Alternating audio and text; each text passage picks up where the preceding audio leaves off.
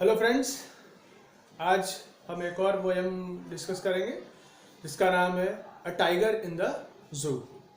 Poet का नाम है लेस्ली नॉरिस और ये एक वेल्स पोएट हैं। इसमें इन्होंने एक मेंटल कंडीशन बताई है एक टाइगर की, किस तरह से जब वो कैप्टिव में होता है, मतलब कैद में होता है, जेल में होता है, तो उसकी मेंटल कंडीशन क्या होती है। और दूसरी बात, जब वो अपने नेचुरल हैबिटेट में होता है, मतलब जंगल में होता है, तब उसकी मेंटल कंडीशन किस तरह से होती है।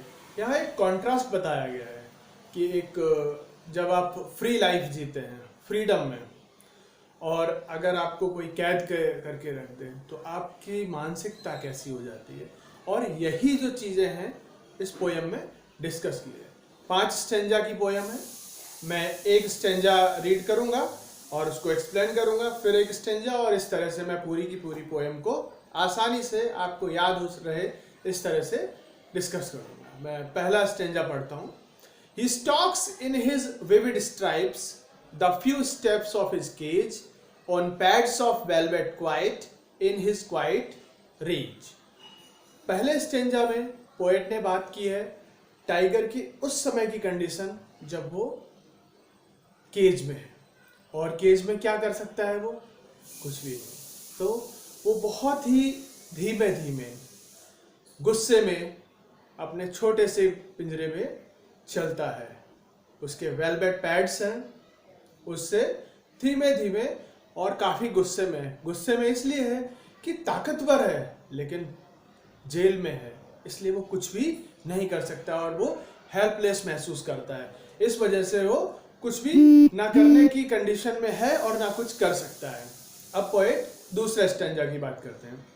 He should be lurking in shadow, sliding through long grass, never the water hole where plump deer pass.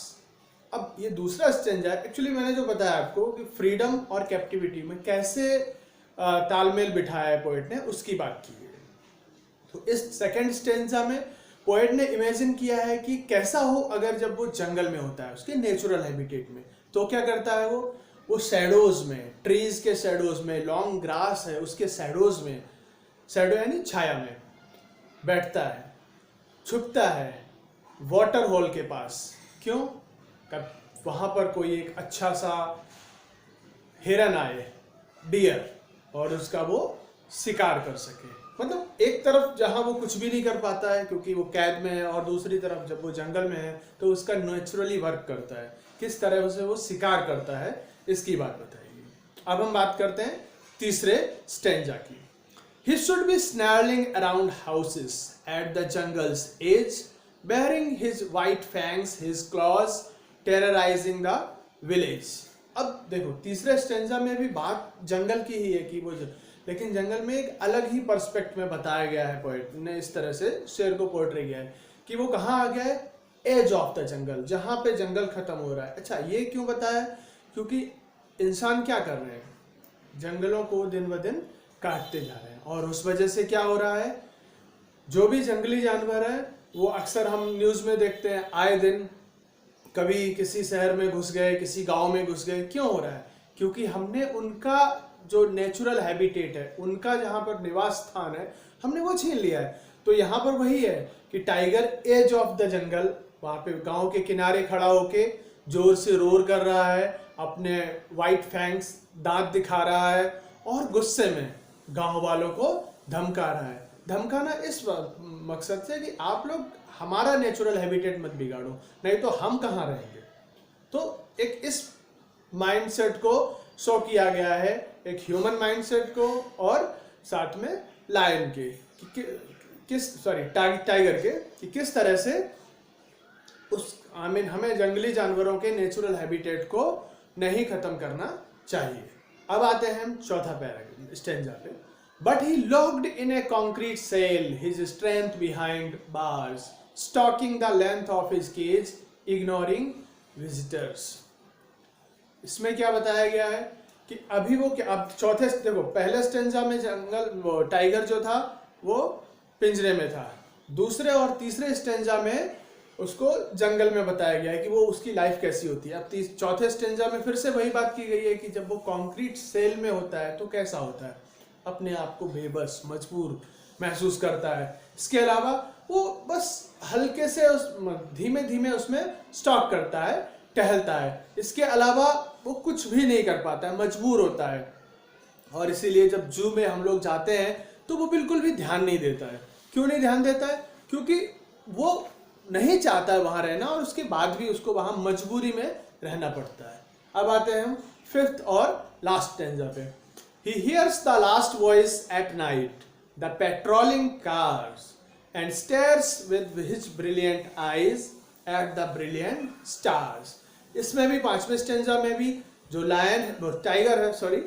Tiger है वो कहाँ है? बार्स, बिहाइंड द बार्स, पिंजरे में है। और उस वजह से क्या है, लोग पूरे दिन आते हैं, उससे मिलते हैं, देखते हैं उसको, तो वो आराम नहीं कर पाता है और थक जाता है। जब लास्ट में शाम होती है और वो देखता है कि पेट्रोलिंग कार, अक्सर जू में सब लोगों को निकालने के लिए पेट्रोलिंग करते हैं जू के कर्मचारी, जिससे, और दूसरी चीज वो जानवरों को भी ध्यान रख सके। तो इस वजह से पेट्रोलिंग की कार जब आती है रात में तो क्या होता है, उसकी लाइट उसकी आंखों पे पड़ती है, और जब लाइट आंखों में पड़ती है तो उसकी जो वो आराम कर रहा होता है वो फिर से परेशान हो जाता है। तो बेबस होके, मजबूर होके स्टार्स की तरफ देखता है अपनी शाइनिंग आंखों से। हमने देखा होगा कि अक्सर टाइगर की आंखें बहुत चमकती हैं, अंधेरा हो, और जब भी हमें मूवीज में या सीरियल्स में कभी देखा हो तो शाइनिंग, ब्राइट शाइनिंग आईज होती हैं। तो अपनी शाइनिंग आईज से वो स्टार की ओर देखता है। और किस लिए देखता है? एक होप के साथ देखता है कि वन डे वो अपने आप को फ्री पाएगा। और इसी उम्मीद के साथ कि मतलब उसको भी एक दिन फ्रीडम मिल जाएगी, वो अपनी केज में फिर से निराश होके बैठ जाता है। तो ये था आज हमारी इस a tiger in the zoo का पूरा एक्सप्लेनेशन। मुझे उम्मीद है कि आपको ये पोएम है आसानी से समझ में आ जाएगी। Okay, thank you.